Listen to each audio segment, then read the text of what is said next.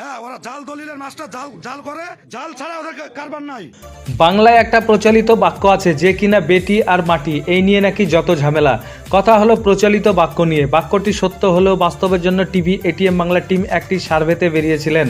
সেই অনুপাতে দেখা গিয়েছে একজন অনেস্ট পুলিশ অফিসার এবং একজন ব্লক স্বাস্থ্য আধিকারিককে জিজ্ঞাসা করা হলে ওনারা জানান বেশিরভাগ পেশেন্ট আসে নাকি জমি জায়গা বিভ্রাট নিয়ে, এবং সেই অনুপাতেই আমরা পেশেন্টের পরিবারকে পাঠাই নিকটবর্তী থানায় এফআইআরের জন্য। প্রায় 70 থেকে 75% কেস হয় জমি জায়গা এবং নারী ঘটিত ব্যাপারে। তাই এখন প্রশ্ন, যে রাজ্যের মুখ্যমন্ত্রী মাননীয় মমতা বন্দ্যোপাধ্যায় একজন নারী বা মা দুর্গার স্বরূপ, ছাড়াও রাজ্যে আইএস আইপিএস অফিসার প্রচুর মহিলা হওয়া সত্ত্বেও নারী ও শিশু পাচারে বিশ্ববাজারের শীর্ষে আমাদের ভারতবর্ষ তথা বাংলা বা মুর্শিদাবাদ। এবার আসা যাক মাটি নিয়ে।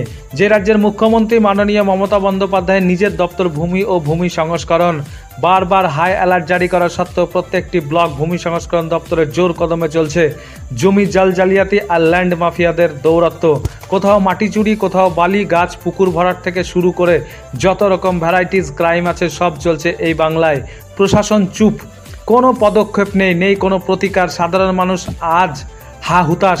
যেখানে সাংবিধানিক অনুকরণে দেশের সার্বভৌমত্ব রক্ষা করার জন্য আইনি ব্যবস্থা, সেই আইনি ব্যবস্থাকে আজ কনভার্ট করে দেশের নেতা নামক মুখোশধারী দেশদ্রোহীদের স্বার্থে প্রয়োগ হচ্ছে। আর সংকটে আমজনতা, দেশ রসাতলে।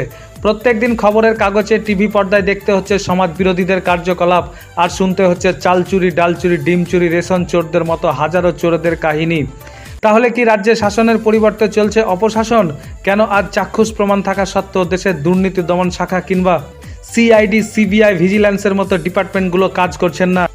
নিজ স্বার্থ চরিতার্থ করার লক্ষ্যে এইসব ডিপার্টমেন্টগুলোকে ইনঅ্যাক্টিভ করে দেওয়া হয়েছে। তার কারণ, যেখানে বারবার অভিযোগ যে মুর্শিদাবাদ জেলার হরিয়ারপাড়া ব্লক ভূমি ও ভূমি সংস্করণ দপ্তর দুর্নীতির সর্বশেষ প্রান্তে, জাল দলিল থেকে শুরু রাত্রে নদীর মাটি, বেআইনি ইটভাটার বিনা রয়্যালিটি, খাস জমির পাট্টা বিক্রি, জবরদখল ইত্যাদি ঘটছে।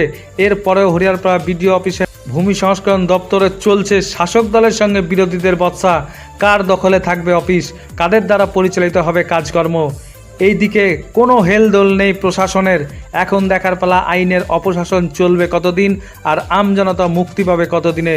মুর্শিদাবাদ থেকে আবিদ হোসেন মণ্ডলের report, TV ATM Bangla, Kolkata.